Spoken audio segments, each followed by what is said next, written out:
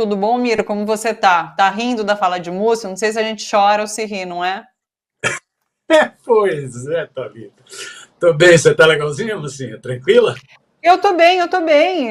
Eu fico admirada com essa fala, que para além de ser chocante, de ser bizarra, absurda, é inaceitável, né?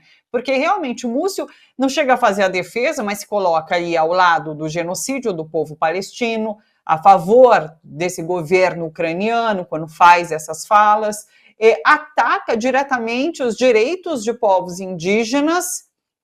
E que mais? É tanto absurdo. E um revisionismo histórico completo, dizendo que o povo brasileiro deve agradecer ao Exército por ter garantido a democracia. E daí ele fala assim: não, porque o Exército cumpre ordens e fica em silêncio. Quem deveria ficar em silêncio é ele. Porque é inaceitável uma fala como essa. Pois é, Thalita. Eu estava rindo exatamente dessa fala, eu já tinha recebido, já tinha visto a fala, já espalhei, inclusive, para alguns lugares. Essa fala é ridícula, essa fala é um absurdo. Me lembrou na hora, tem um filme com aquela atriz Julia Roberts, chamada Dormindo com o Inimigo, não é assim que chama o filme? Sim. A impressão que dá é que o Lula dorme com o inimigo. Impressionante. O Lula gosta de fortes emoções. Esse ministro não é o ministro da defesa entre os militares, ele é o ministro dos generais no governo Lula, é o contrário. Sim. Ele é o contrário, ele fala pelos generais, ele não fala pelo governo Lula. Infelizmente foi uma opção do Lula, o Lula, diante das articulações golpistas dos militares, de vários militares, não são poucos militares, não. General Braga Neto, General Heleno, vários militares. Parece que o mundo está com problema de memória. Ele esqueceu da conspiração dos militares na tentativa de golpe, de anular, de fraudar a eleição. Ele esqueceu isso. Ele esqueceu do papel dos militares, do general Vilas Boas, na prisão do Lula. Esqueceu do papel do general Vilas Boas no impeachment da Dilma. Esqueceu. Né? Então ele está com algum problema de memória. Ele é o representante dos generais golpistas no governo Lula. Foi uma opção do Lula. O Lula não quis comprar briga com os militares, quis passar o pano. A exemplo de passar o pano com vários outros setores, quis passar o pano. É o Lula conciliador, pragmático, né? Chefe, né? O síndico desse prédio chamado Brasil, né? Que tenta conciliar tudo. Nomeou o Múcio exatamente para o Múcio fazer a ponte com os militares. O Múcio é o representante dos milicos no governo Lula. Ele é o representante desse setor perigoso. Né? Você vê as falas dele. Você vê que ele faz de propósito, confundir o Estado de Israel com o judeu. Sim. Isso é de um cinismo. Ele tenta estimular um antissemitismo, dizendo que quem critica o Estado de Israel está criticando os judeus. Isso é ideológico. O Múcio é um sujeito ideológico. Né? Então, tentar confundir o Estado de Israel com os judeus. Não é isso? Dizer que isso inviabiliza acordos militares. Espera aí, ele é ministro de um governo do presidente Lula que criticou o genocídio. Criticou a postura de Israel. Tem feito duríssimas críticas ao primeiro-ministro, o genocida, o carniceiro de Israel, Bibi Netanyahu. Quer dizer, ele parece que não ouviu as críticas do presidente Lula. Parece que não ouviu um problema ideológico que afeta negócios. Que negócio é esse? Depois a questão da Ucrânia. A mesma coisa, o urânio para a Ucrânia. Ou seja, a fala do Múcio parece a fala do Departamento de Estado norte-americano. É a postura do Departamento de Estado norte-americano com relação ao conflito em Gaza, ao genocídio em Gaza, aos ataques ao Líbano. É a postura do governo norte-americano, do governo estadunidense, né? de militarizar a região, OTAN, Ucrânia. É a postura. Então ele fala. Ele não fala pela diplomacia brasileira, ele fala, parece, pela diplomacia dos Estados Unidos. Depois falar de terras indígenas.